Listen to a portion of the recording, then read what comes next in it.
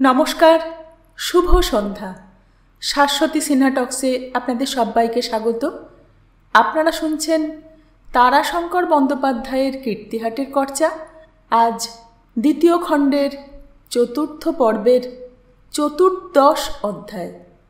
গল্প ভালো লাগলে সাবস্ক্রাইব করবেন চ্যানেলটা, আর মন্তব্য করে জানাবেন কেমন লাগছে। অসাধারণ এক ঐতিহাসিক উপন্যাস, যার প্রতি ছত্রে ছত্রে অনেক বাঁক, অনেক মোড়। শুরু করি। তা কিন্তু হয়নি। সংসারে মানুষের আশার শেষ নেই। সে আকাশে ফুল ফোটা দেখতে চায়, ফোটাতে চায়, কিন্তু ফুল আকাশে ফোটে না। বীরেশ্বর রায় সেদিন প্রত্যাশা করেছিলেন, হয়তো সকালে উঠে দেখবেন। সুরেশ্বর বললে, শুধু বীরেশ্বর রায় কেন, তোমাকে কি বলবো সুলতা, সেদিন 1936 সালের মে মাসের রাত্রিতে সেই ডায়েরি পড়ে আমারও তার ছোঁয়াচ লেগেছিল।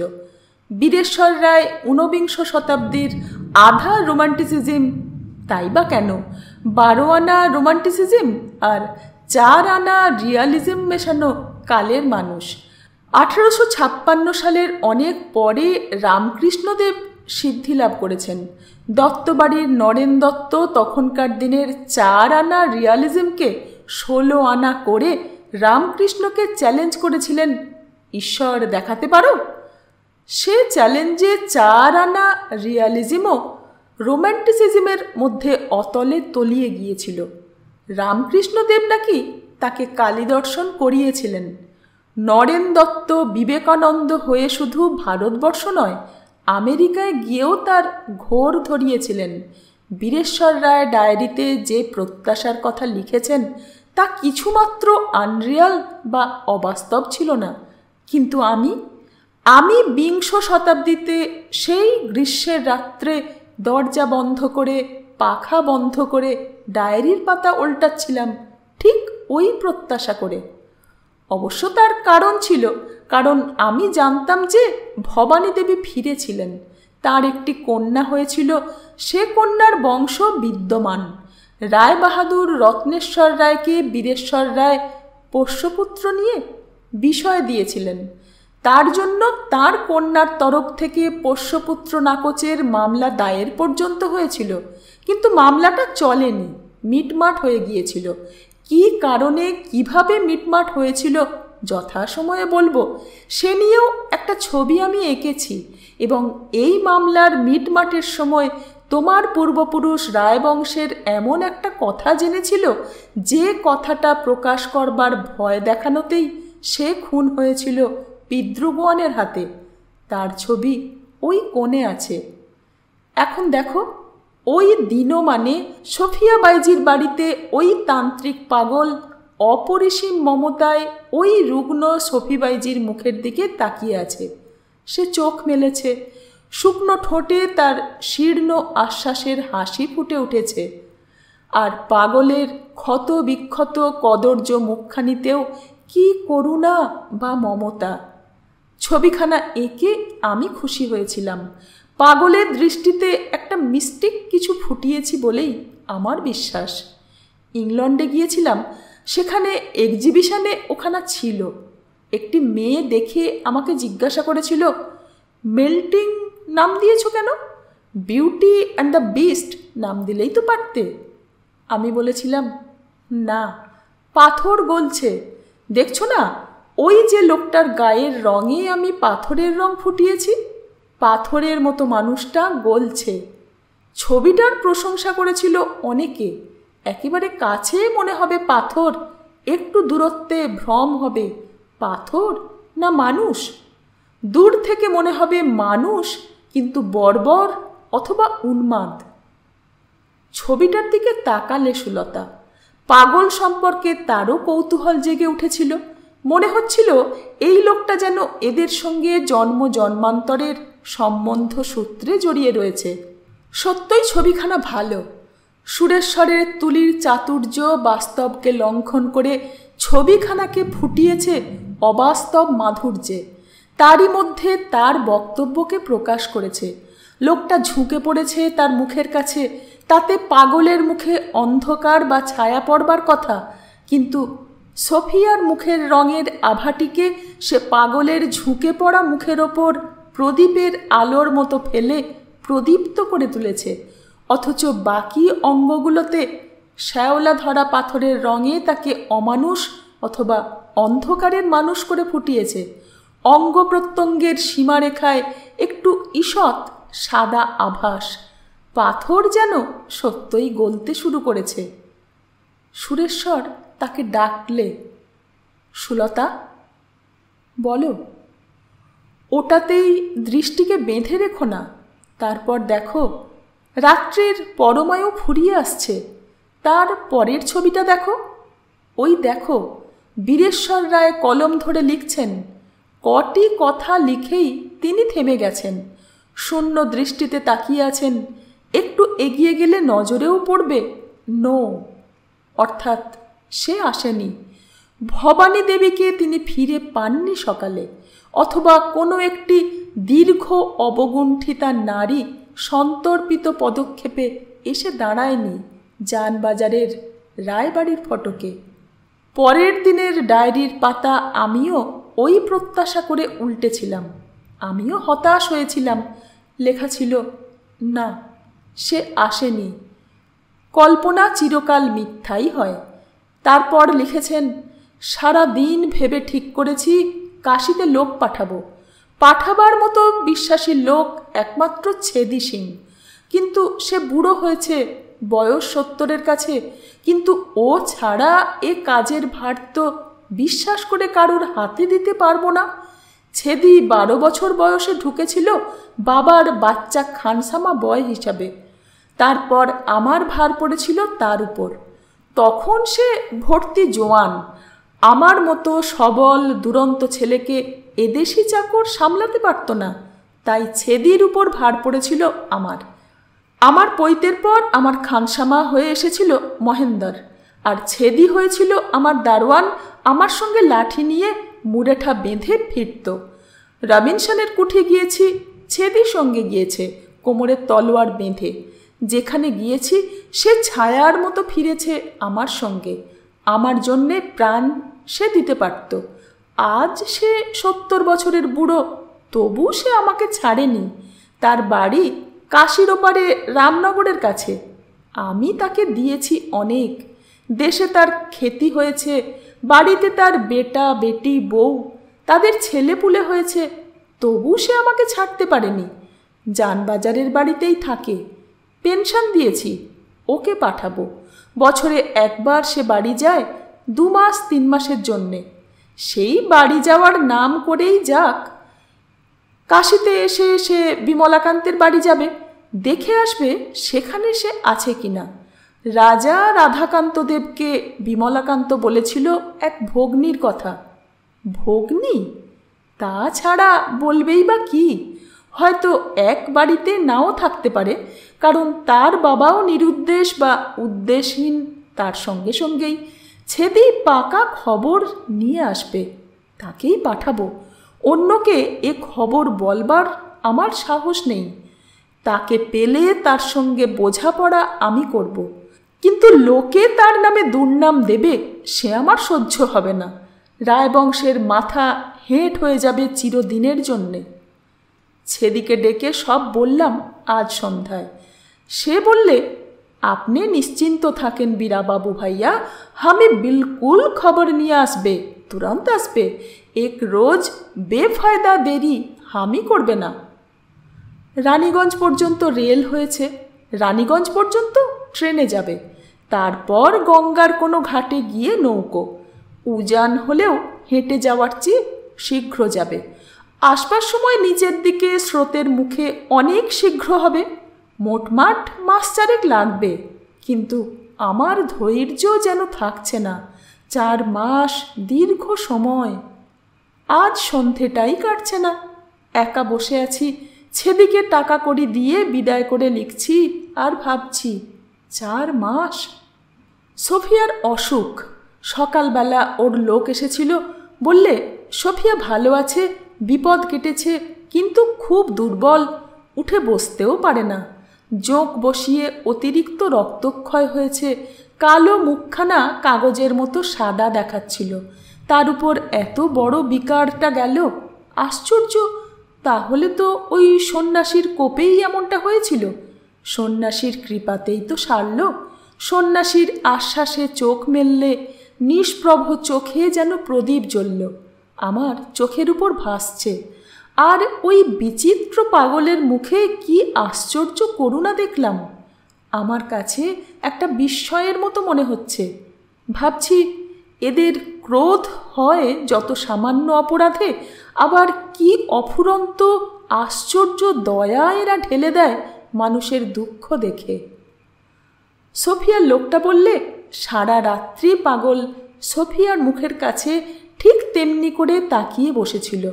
মধ্যে মধ্যে শুধু বলেছে, ভালো হয়ে যা, যা ভালো হয়ে যা। আহা হারে বলেছে, নাকি ভালো হয়ে যাবে আজ। অবিশ্বাস্য কথা।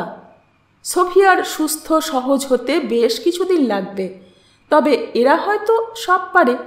বেচারি সুস্থ হোক, সম্পূর্ণ সুস্থ হোক। তবে আজ সোফিয়া থাকলেই কি ভালো লাগতো? বোধহয় লাগতো না। মনে হচ্ছিল, এখন মনে মনে নিজেকেই জিজ্ঞাসা করছি, আর কাউকে ডাক দেব? আমার নাম শুনলে নিশ্চয় আসবে, কিন্তু তাও ভালো লাগছে না। না, ভালো লাগছে না। জীবনে যেন একটা ক্লান্তি এসেছে ওতে। হ্যাঁ, ক্লান্তি এসেছে।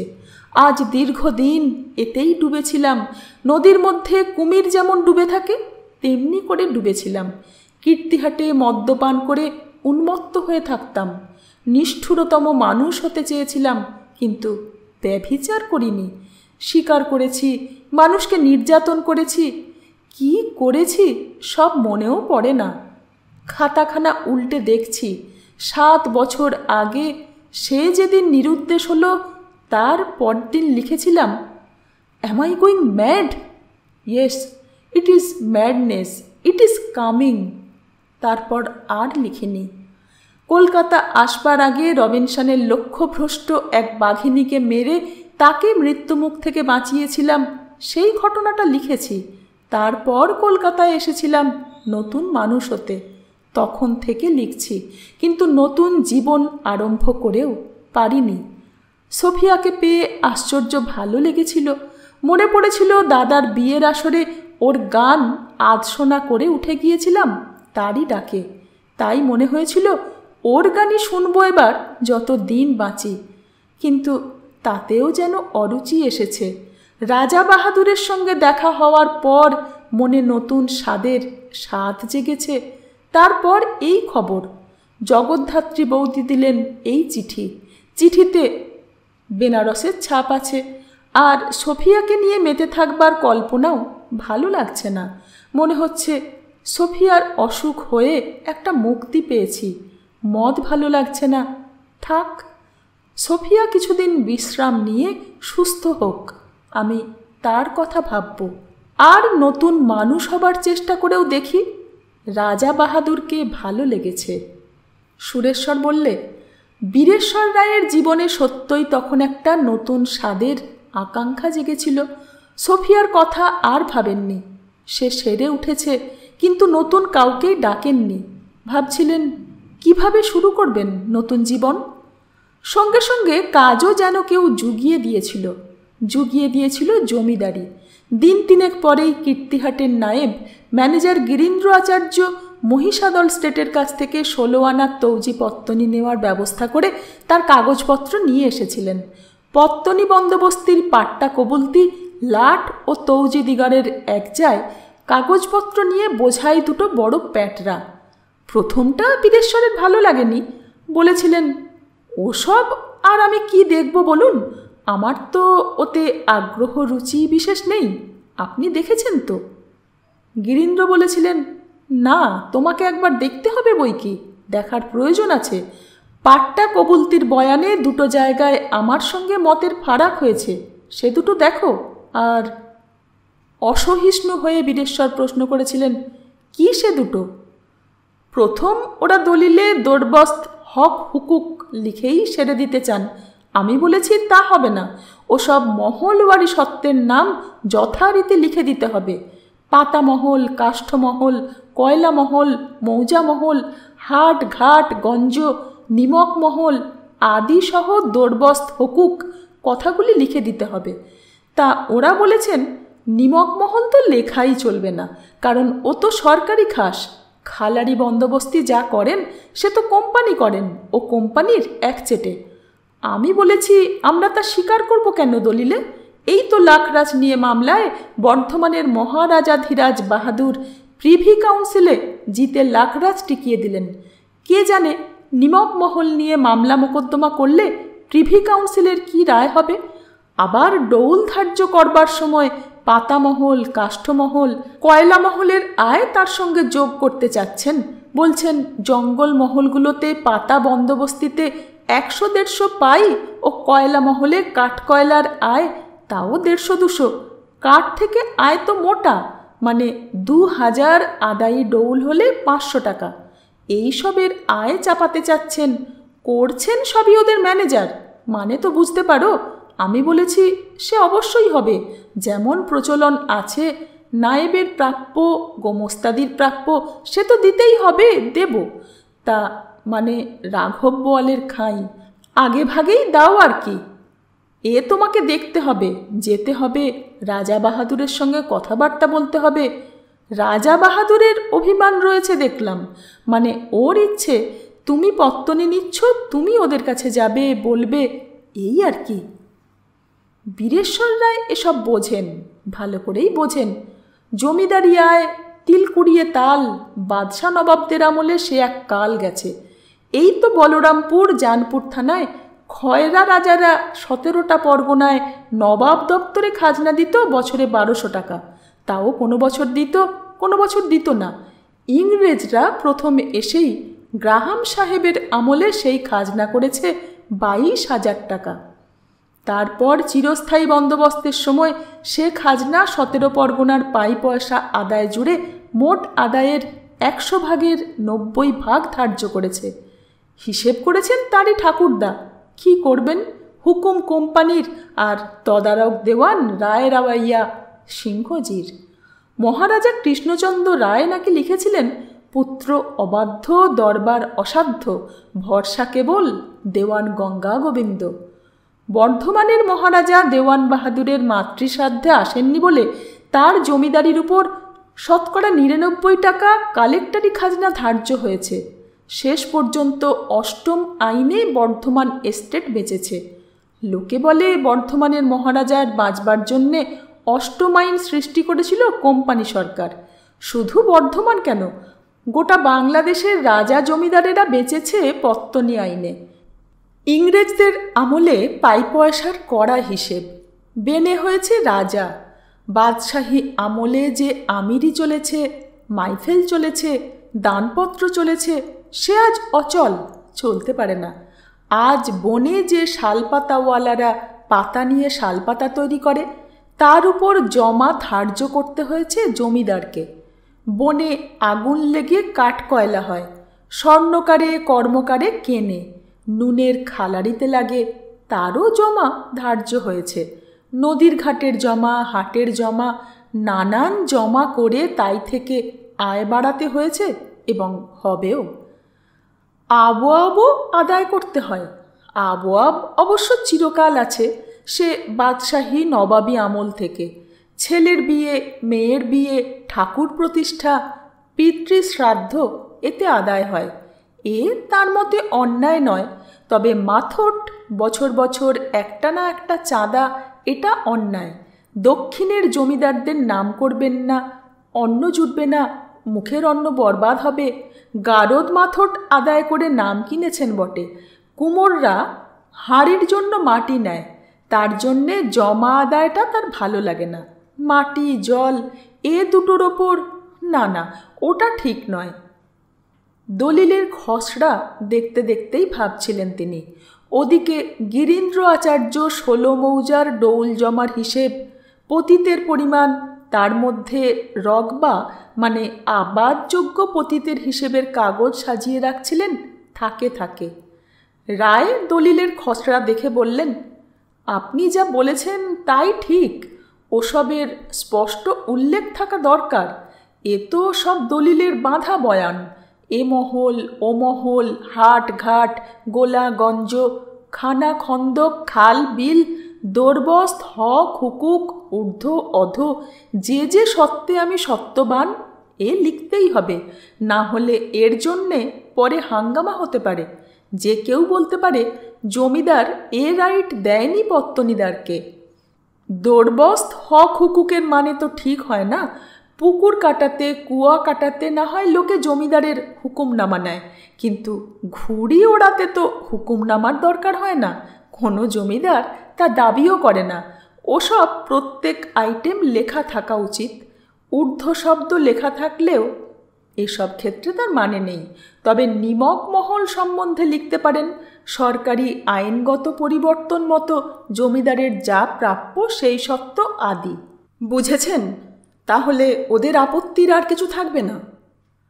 সেও আমি বলেছি, যা বলবার তা বলতে ফাঁক আমি রাখিনি। তবে আসল কথা টাকা, তাও মনিবের স্বার্থে নয়, আপন আপন পেট ভরণের জন্যে। তা নইলে এত বড় রাজ এস্টেটের এই অবস্থা হয়। খাজনা আদায়ই করে না গোমস্তারা, ওই ঘরে বসে মাইনে নেয়, যা পায় নিয়ে আসে, কিছু দেয়, কিছু ট্যাগবন্দি করে, বকেয়ার কাগজ দেখে না। 50 বছরের খাজনা বাকি চলে আসছে। অবশ্যই খাজনা কম, মুসলমান প্রজা। এছাড়া 20, 25, 30 বছর প্রচুর। 8 বছর 10 বছর তো হামেশাই বাকি। 16 মৌজাতে বাকির অঙ্ক 2 লাখের কাছাকাছি। সব নগদ খাজনার মহাল। উটবন্দি ফসলমুখী কাটা খামার চলনের মহাল আমি নিইনি, বলেছি ওসব চলবে না। বরং সাজা খাজনার তৌজি বেছে নিয়েছি। আদায় একটু কষ্ট বটে, তা লাঠি থাকলে আদায় বাপ বাপ বলে হবে। বীরেশ্বর রায় বাকি জায়ের কাগজের থাক টেনে নিলেন। আচার্য বলেই চললেন, বাবা, এই নিয়ে আমার সঙ্গে বলল না, আমাকে ছোট দেওয়ান করে নিয়ে এলো। বুড়ো দেওয়ান বললেন, দেখো অক্ষম হয়েছি, তুমি বাপু ইংরেজি টিংরেজি জানো আর হাল আমলের লোক, দেখে শুনে চালাও। চালাচ্ছিলাম। কাগজপত্র দেখে চক্ষু চড়ক গাছ। এ কি ব্যাপার, এত বাকি? এ তো হাল আইনে সব তামাদি। 4 বছর খাজনা, 1 বছরের খাজনা সুদ, এই 5 বছরের খাজনা ছাড়া সব তো জলে গিয়েছে। তা বুড়ো দেওয়ান বললেন, না না, তামাদি নেই, আমাদের এস্টেটে সুদও নিই না আমরা, প্রজারা তামাদিও বলে না, বলবে না। বুড়ো দেওয়ান বলেছিলেন সে প্রাণ গেলেও বলবে না। আমি সেই দিনই বলেছিলাম, দেওয়ানজি মুখে না হয় বলবে না, বললে না, কিন্তু বললেও না, আদায়ও দিলে না, দেনদারও মরে গেল, পাওনাদারও গেল, তাহলে হলোটা কি? বললেন এর ছেলে দেবে, ওর ছেলে দেবে। বর্গী হাঙ্গামার সময় 100 বছর আগে গোয়া থেকে কতকগুলো হারমাদ গোলন্দাজ আনা হয়েছিল, গড়ে কামান বসানো হয়েছিল, তারা বসে আছে, কি করবে? কাজকাম তো এখন নাই। তাদের জায়গা জমি দিয়ে গেঁয়োখালির কাছে বাস করিয়েছিলেন রাজা আনন্দলাল উপাধ্যায়। তারা এক গলগ্রহ, গোটা 2টো মৌজা জুড়ে বাস করছে। খাজনা না, পাতি না, কাজও নাই, খামও নাই, কটা কটা চোখ, কটা কটা রং, বেঁকা বেঁকা কথা মধ্যে মধ্যে আসে, হামলা করে, খানে দিজিয়ে ভুখে মরছে। ধরো উপাধ্যায়দের বংশই নেই, অবিরা রানী জানকীবাই গুরুবংশ গর্গদের জগন্নাথ গর্গকে দিয়ে গেলেন গদি। তিনি মারা গেলেন। নাবালক ছেলে রামনাথ গর্গকে রেখে সৎমা ইন্দ্রাণী তার গার্জেন ছিলেন। তারপর রামনাথ গর্গ মারা গেলেন, তিনিও নিঃসন্তান। রানী বিমলা দেবী সতী হলেন আগরপাড়ার চরে। রানী ওই সতী হবার সময়ে একটা কাগজে লিখে এই লক্ষণ প্রসাদকে গদি দিয়ে গেলেন। দোষী বা কাকে দেব? এক এক মন্দির আছে যার চূড়ো যতবার করো ভেঙে পড়বেই। এ এস্টেটেরও তাই। অল্প বয়সে যায়, রানীমায়েরা পোষ্য নেন, নাবালক ছেলের গার্জেনই করেন। কাজেই বংশে মহা ভয় ঢুকে আছে, এতে পা পড়সাবে, ওতে পা পড়সাবে, এ করতে নাই, ও করতে নাই। এই সুযোগে এরা এসে খেতে চাইতো, হাঙ্গামার ভয় দেখাতো আর নিয়ে যেত খাবার। অবশ্যই সবাই তা নয়, জন 20-25 একটা দল ছিল, নদীতে ডাকাতি করত। একবার যেবার তোমার বজরার ওপর হামলা করবার চেষ্টা করেছিল, তা পারেনি। বীরেশ্বরের মনে পড়ে গেল তিনি বন্দুক চালিয়েছিলেন, ভবানী বন্দুকে বারুদ ঠেসে ঠিক করে দিয়েছিল। কাগজ থেকে একবার মুখ তুললেন তিনি, তাকালেন সামনের বারান্দার দিকে। আচার্য বলেই চলছিলেন, তোমার বন্দুকের গুলিতে একটা গোয়ান মরেছিল বোধহয়, তাদের আমি ও এলাকা থেকে তাড়িয়েছিলাম। হুজ্জত কম হয়নি, তবে 2 দল হয়ে গিয়েছিল। যারা ভালো লোক তাদের জমি জমা দিয়ে, হাল গরুর খরচ দিয়ে, চাষিবাসি করিয়ে ওদের দিয়েই এ বেটাদের খেদিয়েছিলাম। কোম্পানি সরকার খুব সাহায্য করেছিল। বেটারা ও গ্রাম থেকে পালিয়ে একেবারে গাং পার হয়ে 24 পরগনার জঙ্গলে আড্ডা গেড়েছিল। এখন শুনি হিজলির সেকালের নবাবদের বংশের এক পীর সাহেব আছেন, তিনি নাকি তাদের আশ্রয় দিয়েছেন। বাকিরা এখন বেশ গেরস্থ হয়ে গিয়েছে, তারা বেশ ভদ্র আর এদেশি হয়ে গিয়েছে। তা আমি ওসব তৌজি নিইনি, ওদেরই থাক। বীরেশ্বর রায় তৌজির পর তৌজির বিবরণের কাগজ উল্টে দেখছিলেন। গিরীন্দ্র আচার্যের বাক্যস্রোতের ঝরঝর শব্দে তার মন আকৃষ্ট হয়নি, মনঃসংযোগে বাধার সৃষ্টিও করতে পারেনি। কিন্তু ওই হলদির মোহনায় তার বজরার উপর গোয়ানদের হামলার কথা বলতেই মনটা চঞ্চল হয়ে উঠেছিল। কিছুক্ষণ অন্যমনস্কভাবে বাইরের অন্ধকারের দিকে তাকিয়ে রইলেন তিনি। বারান্দায় বসে টানা পাখাওয়ালাটা পাখা টানছে, চাকর মহেন্দ্র দরজার গোড়ায় বসে আছে। কথাবার্তায় মৃদু গুঞ্জন উঠছে বারান্দার কোনোখানে। হুকা বর্দার হাত পা টেপার হিন্দুস্থানি খানসামাটা বোধহয় গল্প করছে। এদিকে বলেই চলেছেন আচার্যি ম্যানেজার, আমি থাকলে, আমার পরামর্শ মতো চললে এ অবস্থা হতো না। আমি সোজা করেও সব এনেছিলাম। তা ওই তো বললাম, একদিকে এস্টেটের কর্মচারীদের আঁতে টান পড়ল, তারা নাবালক আর পোষ্যপুত্রের আমলে চোখে ধুলো দিয়ে খাচ্ছিল, তা বন্ধ হলো, 5খানা করে লাগাতে লাগলো। ওদিকে প্রজারাও এসে কাঁদতে লাগলো, আর মালিকরা ভয় পেলেন। এই তো এ বংশের পোষ্যপুত্রের পর পোষ্যপুত্র চলছে, মালিক মারা যাচ্ছে অকালে, এই সব চোখের জলে অকল্যাণ হবে। ভয়ে আমাকে বললেন, এসব চলবে না আচার্যি। না না, প্রজার উপর এমন কড়াকড়ি লোকে সাপ সাপান্ত করছে। আমি সেই দিন জেনেছিলাম, এর আর প্রশ্ন নাই, একদিন না একদিন। আবার বাধা দিলেন বীরেশ্বর রায়। তিনি আবার কাগজে মন দিয়েছিলেন। এসবের একটা নেশা আছে, এ যে বোঝে তার মন মিষ্টান্নের ওপর মক্ষিকার মতো বসলে নড়ে না, তাড়িয়ে দিলেও উড়ে আবার একটা পাক দিয়ে এসে বসে যায়। বীরেশ্বরের মনও ওই মক্ষিকার মতো জমিদারি বিবরণের মিষ্টান্নের উপর আবার এসে জমে গিয়েছিল, একখানা মৌজার বিবরণের পাতা উল্টে পরের পাতায়। মাথায় মৌজার নামটা দেখেই বললেন, মৌজা বীরপুর, মণ্ডলাম তৌজি। আচার্য সোজা হয়ে বসলেন, নিজের পায়ের উপর নিজে হাত বুলিয়ে একটু দুলতে দুলতে বলতে লাগলেন, হ্যাঁ বাবা, মণ্ডলাম তৌজি, মণ্ডল গোপাল সিং। ও আমি যেচে নিয়েছি বাবা, কর্তার সামনে চেয়ারে বসে সেই আমরা 36 রায়বাবু বলে বলে মোচ পাকানো আমার মনে আছে। ওর সঙ্গে সে আমলে মামলা করে জিতে আমার মনের সুখটা হয়নি। এবার ওর সঙ্গে একবার পাঞ্জা লড়ব। কথাটা মনে পড়ল বীরেশ্বর রায়ের। তিনি শুনেছিলেন ব্যাপারটা তার সামনে ঘটেনি। বীরপুর মৌজার পাশেই রায়দের গগনপুর লাটের এলাকা, 2 এলাকার মাঝে একটা জঙ্গল।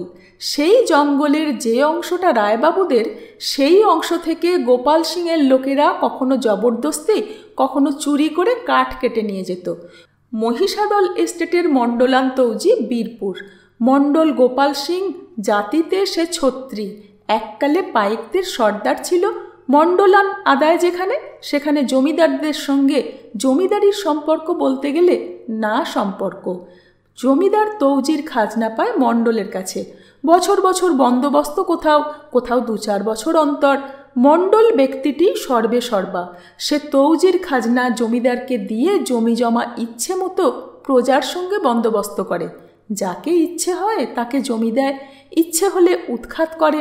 মোট কথা, আইন অনুসারে সত্ত্বের জোরে জমিদারি না হয়েও সেই জমিদার তৌজি একবার মণ্ডলান আদায় বন্দোবস্ত করলে আর সে মণ্ডলকে উচ্ছেদ করা খুব কঠিন। মহিষাদল এস্টেটে কথাটা জানানো হয়েছিল। সোমেশ্বর রায় লোক পাঠিয়েছিলেন। 2 এস্টেটে কোনো মনোমালিন্য ছিল না। মহিষাদল চিঠির উত্তরে গোপাল সিংকে পাঠিয়েছিলেন সোমেশ্বর রায়ের কাছে। আজ এই পর্যন্তই। খুব ব্যক্তিগত কারণে এখন আর এই গল্প পড়া আমার পক্ষে সম্ভব হচ্ছে না। বেশ কিছুদিন পরে আবার হয়তো শুরু করব কীর্তিহাটের কর্চার বাকি পর্ব এবং বাকি অংশ নিয়ে। ততদিন সঙ্গে থাকবেন কিন্তু। অনেক ধন্যবাদ।